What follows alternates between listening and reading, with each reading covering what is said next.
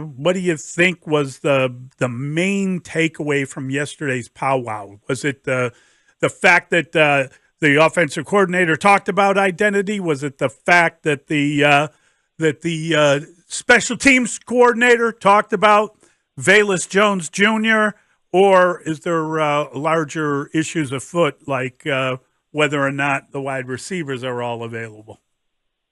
Yeah, you're hoping the wide receivers are available, but again, when you bring that topic, I'd emphasize I think they're in a pretty good spot with Roma Dunze, right?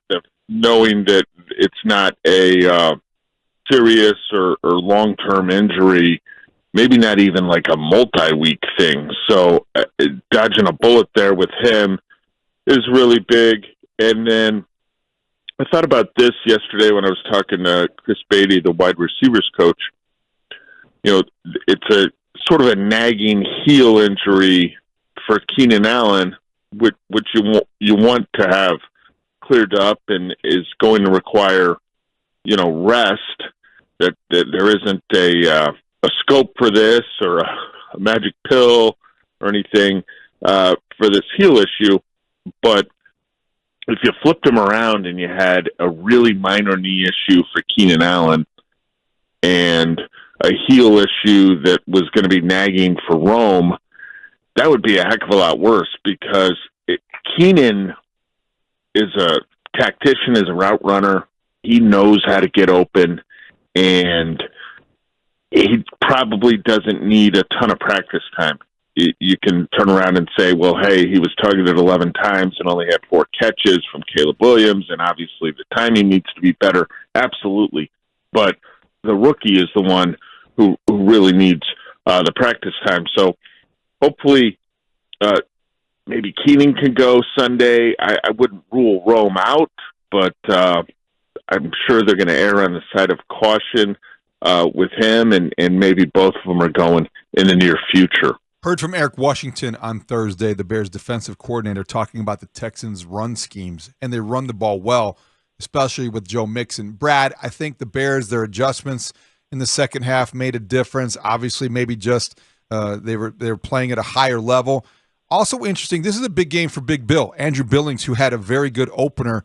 Curious if they addressed the fact that he didn't just play in his typical defensive tackle nose position. He played a little, it looked like, 3 technique as well.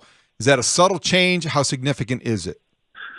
Yeah, that's a subtle change that they kind of unveiled in preseason a little bit. He even took 1 snap as a defensive end, which, I don't know if we're going to see a whole lot of that, right? I mean, he's super talented. Don't get me wrong.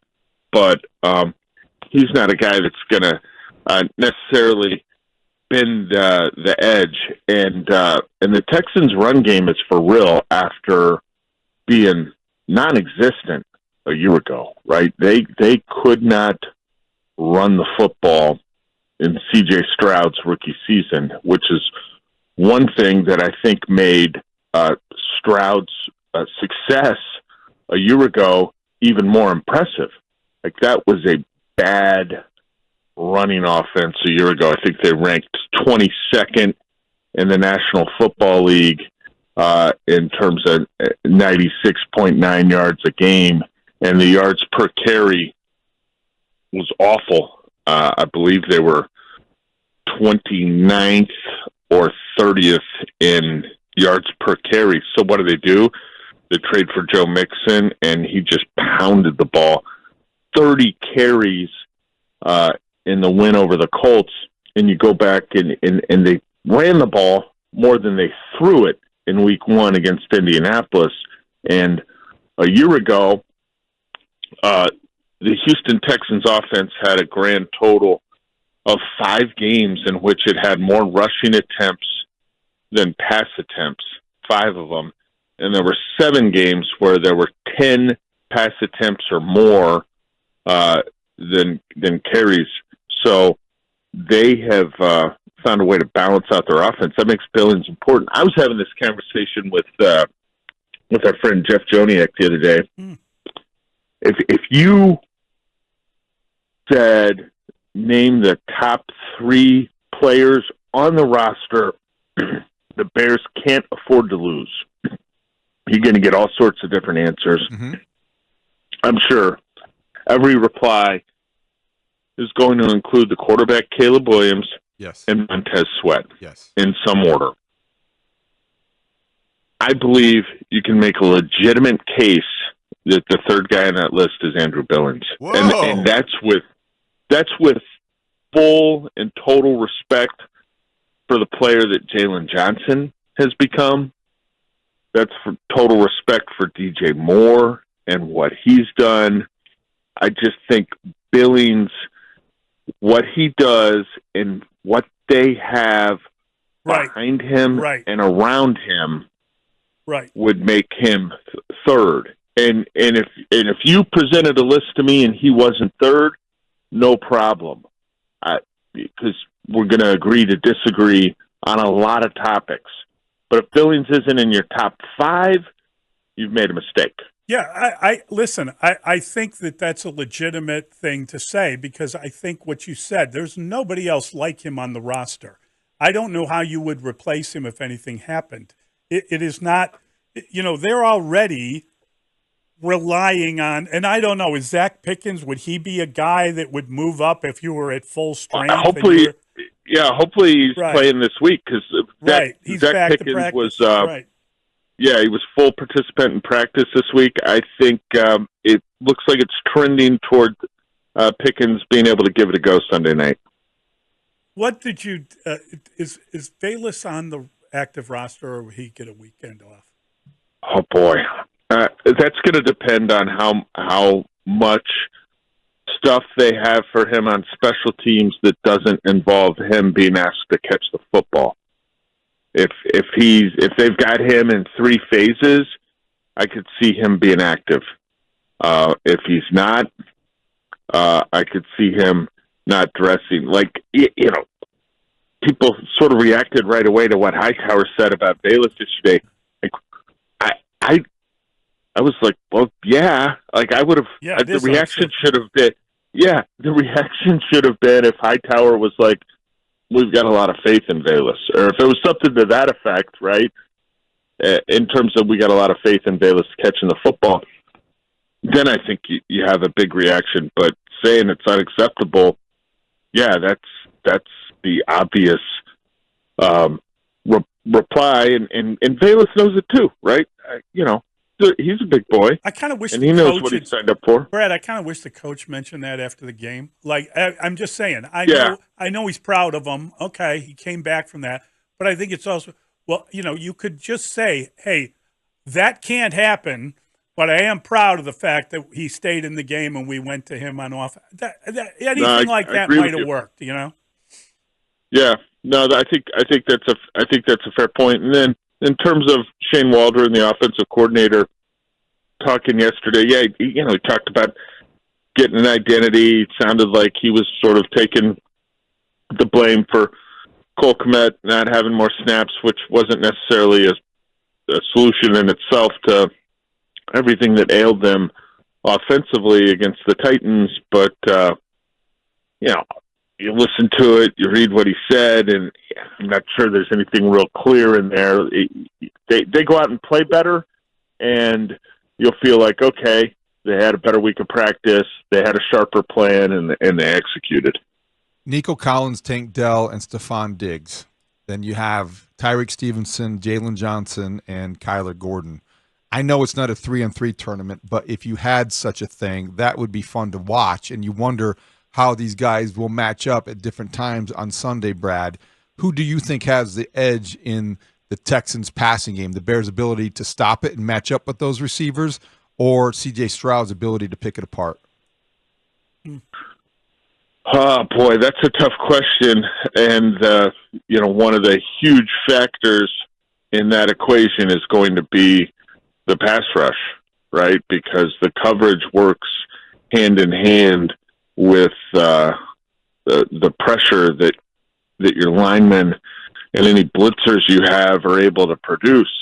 If I had to pick one right now, I'd probably say the Texans have a slight edge there based on the way they played last season and the performance of the Bears a year ago, which Jalen Johnson was fantastic, but you look at some of the passing statistics that the Bears allowed as a team a year ago, and there was a hell of a lot of room for improvement. They were 32nd in the league in yards per attempt for opposing quarterbacks, and some of those other things were way askew, and that's why you're looking at Tyreek Stevenson is a guy that the NFC Defensive Player of the Week this past week is a player who can and needs to take that big jump forward in year two. You know, we've got to see it, and it's a huge step up in class when you talk about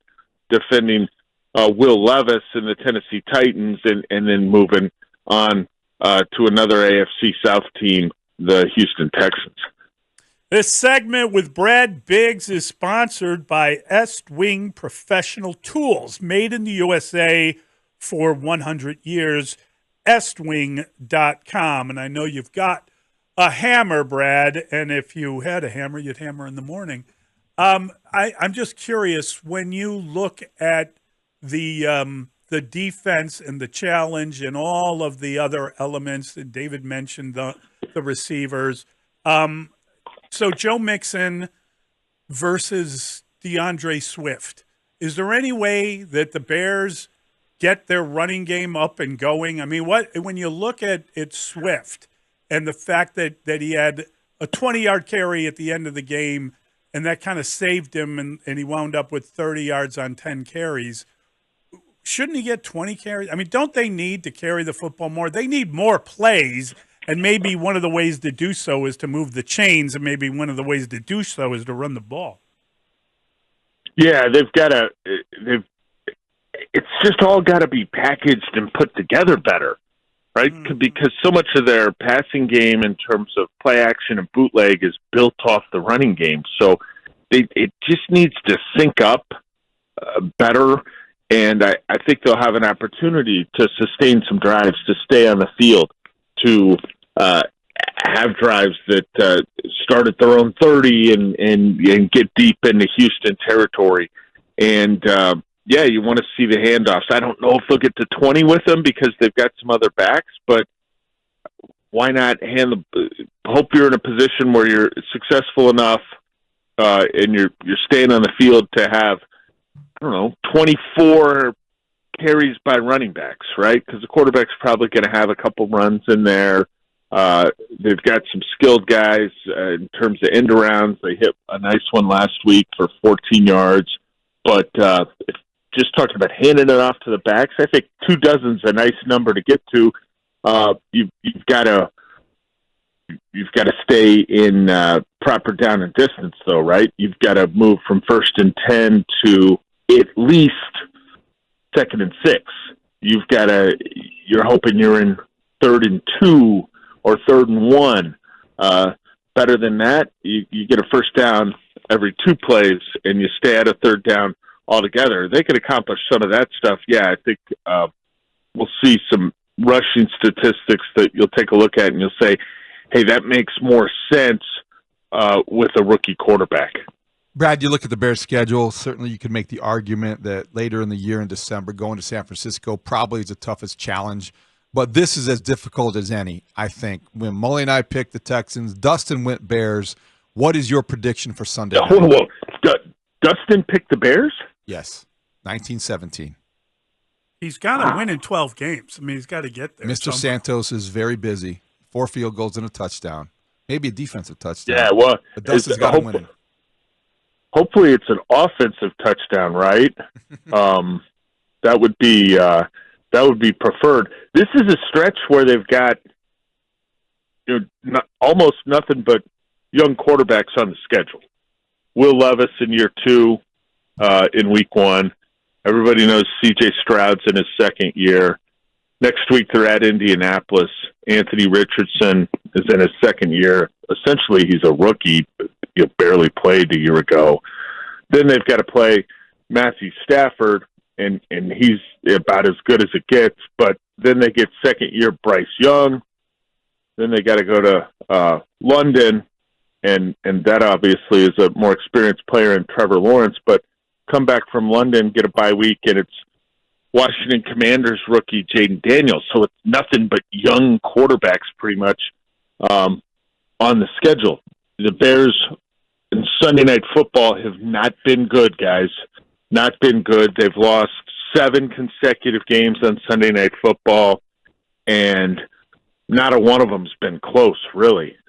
All of those games are 10-point losses or more. Some of them are much more lopsided than that. Of course, the Packers are mixed in there because the networks love the Green Bay Chicago rivalry in prime time. We know how that's gone for the Bears, but that's a trend that to me is more a function of them just not being a very good team. And if they're making the improvements that we believe they have, if they're prepared to show the growth that we are sort of expecting and looking for, I think that's a trend that could change moving forward here. But I picked the Texans to win the game 24-20. All right, buddy. Thank you. We appreciate your time as always. Safe Brad. travels, Brad.